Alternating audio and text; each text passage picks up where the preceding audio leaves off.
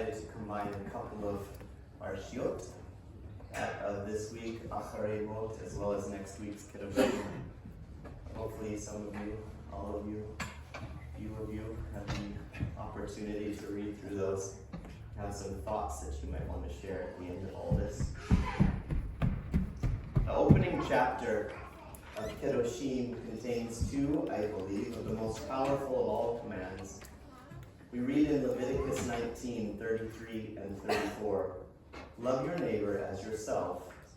I am the Lord." This is the first, and the second follows. "When a stranger comes to live in your land, do not mistreat him. Treat the stranger the way you would treat your native born. Love him as yourself, for you were strangers in Egypt. I am the Lord your God." The first of these is often called the Golden Rule and held to be universal to all cultures. This is not entirely accurate. The Golden Rule is different in nuanced but important ways. In its positive form, love your neighbor as yourself states, act toward others as you would wish them to act toward you. Or in its negative form, given by Hillel, sometimes called the Silver Rule, what is hateful to you, do not do to your neighbor. Notice that these rules are not about love. They are about justice, or more precisely, what anthropologists and moralists call reciprocal altruism. The Torah does not say, be nice to your neighbor because you would wish them to be nice to you. It says, love your neighbor. That is something different and far more powerful. The second command is more radical still. The vast preponderance of people in most societies, in most ages, have feared, hated, and often harmed the stranger. That is why almost always, when the Torah states this command, which it does in various ways, no fewer than 36 times, it adds this at the end, because you were strangers in Egypt. For 400 years, the Jews were strangers in Egypt. That's 15 generations. I know of no other nation that was born as a nation in slavery and exile. They knew what it felt like to be vulnerable. That is why love of the stranger is so central to Judaism and Christianity and so marginal to most other systems of ethics. But here too, the Torah does not use the word justice. There is a command of justice towards strangers, but that is a different law. Exodus 22:20 says, "You shall not wrong a stranger nor oppress him." Our Torah portion today speaks not of justice, but of love. These two commands define our faith as a religion of love, not just of God, with all your heart and with all your soul and with all your might, but of humanity also. And that, my friends, was and is a world-changing idea. But what calls for deep reflection is where these commands appear. They do so in Parshat Kiddushim, in what contemporary eyes must seem one of the strangest passages in the Torah. Let us look at why. Leviticus 19 brings side-by-side laws of seemingly quite different kinds. Some belong to the moral life. Do not gossip. Do not hate. Do not take revenge. Do not bear a grudge. Some are about social justice. Leave parts of the harvest for the poor. Do not pervert justice. Do not withhold wages. Do not use false weights and measures. Others have a different feel altogether. Do not crossbreed livestock. Do not plant a field with mixed seeds. Do not wear a garment of mixed wool and linen. Do not eat fruit of the first 3 years. Do not consume blood. Do not practice divination. Do not lacerate yourself. At first glance, these laws have nothing to do with one another. Some are about conscience, some are about politics and economics, others about purity or what is forbidden. Clearly, though, the Torah is telling us otherwise. They do have something in common. They are all about order, limits, boundaries. I have spoken of limits previously. These laws tell us that reality has a certain underlying structure whose integrity must be honored. If you hate or take revenge, you destroy relationships. If you commit injustice, you undermine the trust on which society depends. If you fail to respect the integrity of nature, you take the first step down a path that ends in a lackadaisical attitude toward God's creation. There is an order to the universe, part moral, part political, part ecological. When that order is violated, eventually there is chaos. When that order is observed and preserved, we become co-creators of the sacred harmony and integrated diversity that the Torah calls kadosh. Why then is it specifically in this chapter that the first two great commands, love of the neighbor and the stranger, appear? The answer is profound and I think far from obvious. Ready? This is where love begins in an ordered universe. Jordan Peterson, any of you have ever heard of him? Maybe not.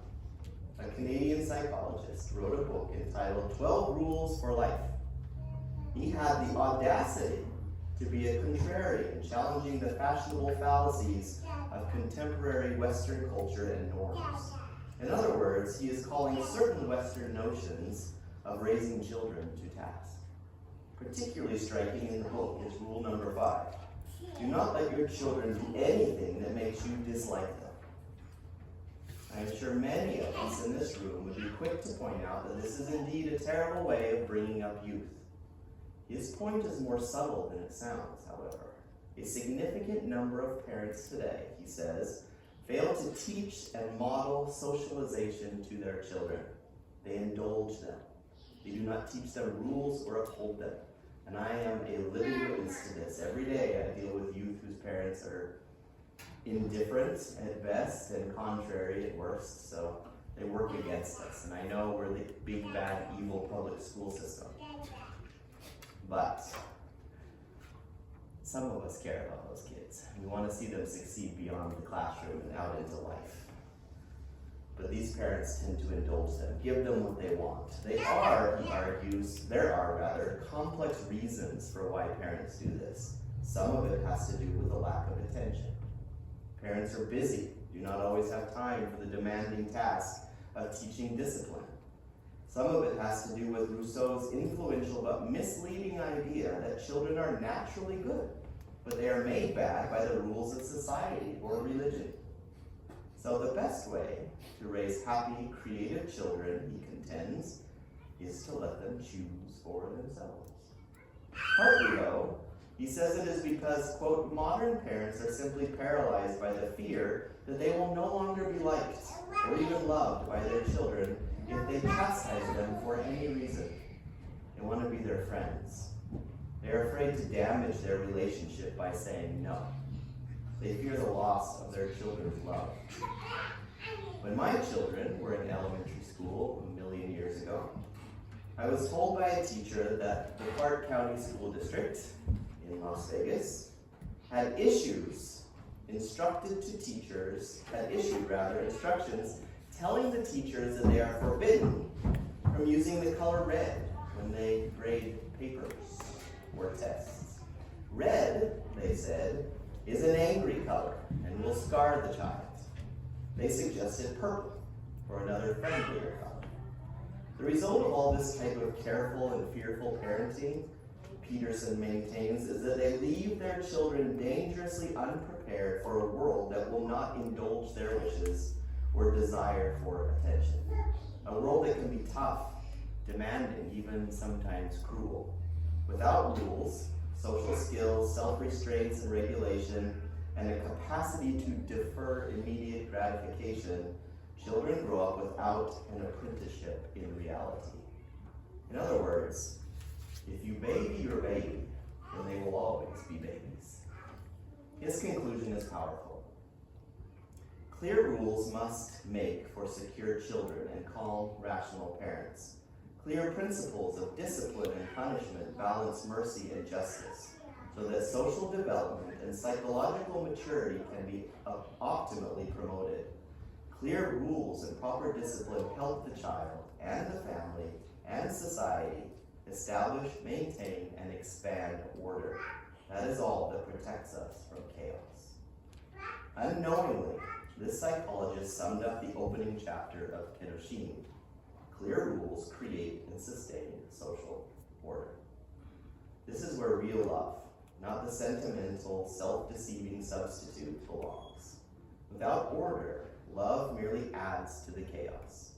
Misplaced love can lead to parental neglect or codependency, producing spoiled children with a sense of entitlement who are destined for an unhappy, unsuccessful, unfulfilled adult life.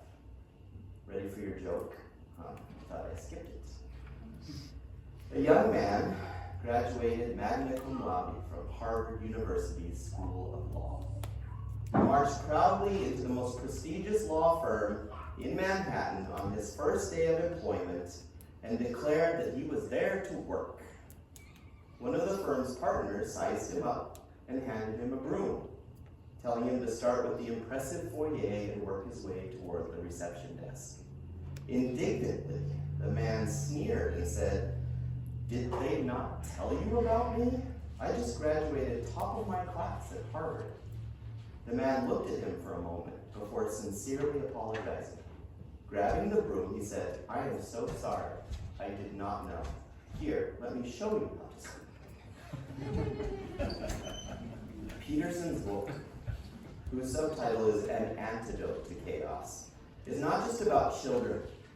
It is about the mess that the West has made since the Beatles sang "All You Need Is Love" back in 1967. Today what we are witnessing is an emotional cost of a society with a shared moral code. People need ordered principles, without which there is chaos. We require rules, standards, and values alone and together. We require routine and tradition. That is the essence of order. Too much order can be bad, but too little can be worse. Life is best lived on the dividing line between the two. It is there, much like the children of Israel when they encountered God at the foot of Sinai, that we find the meaning that justifies life and its inevitable suffering. Perhaps if we lived properly, we could withstand the knowledge of our own fragility and mortality, without the sense of aggrieved victimhood that produces first resentment, then envy, and then the desire for revenge and destruction. In this, we find the unique structure of the 19th chapter of Leviticus.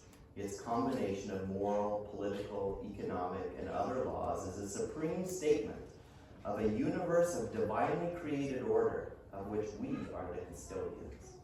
But the chapter is not just about order. It is about humanizing that order through love. The love of neighbor, the love of stranger, hence the life-changing idea that we have forgotten for far too long. Love is not enough. Relationships need rules. Society needs moral discipline. By moral discipline, I mean self-discipline based on moral standards. Those standards are given to us through the Bible, and in particular, they are to be found in the Torah. Moral discipline is the consistent ability to follow God's law and moral correctness, even when it is hard. It rejects the self-absorbed life in favor of developing character worthy of respect and true greatness.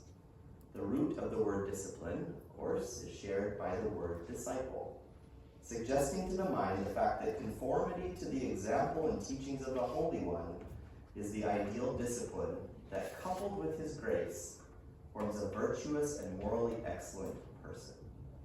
The Master's own moral discipline was rooted in his relationship with his Father. To his disciples, he explained, "My meat is to do the will of him that sent me, and to finish his work."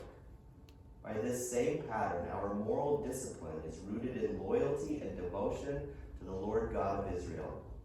The societies around the world in which many of us live have, for more than a generation, a lot longer, failed to foster moral discipline.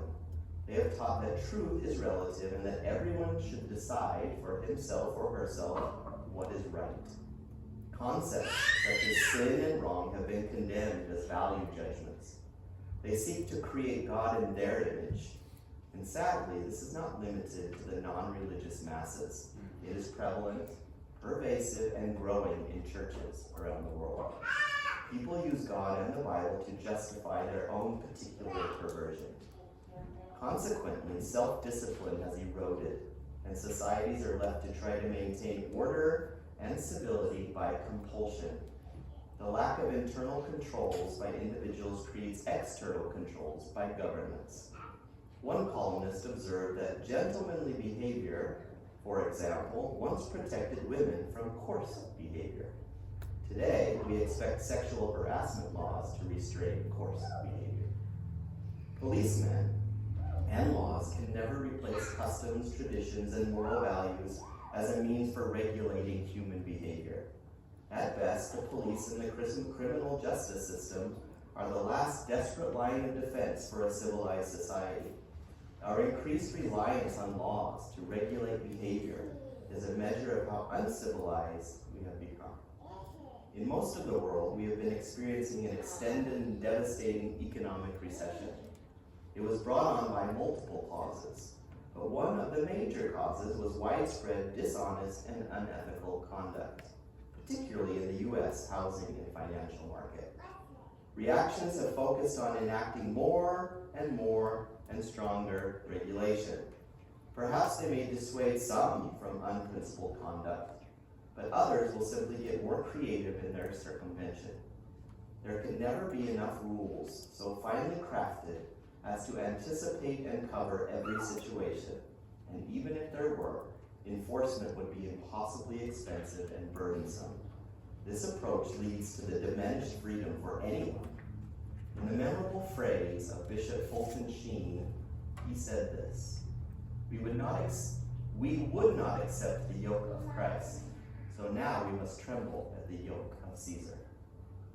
In the end, it is only an internal moral compass in each individual that can effectively deal with the root causes as well as the symptoms of societal decay.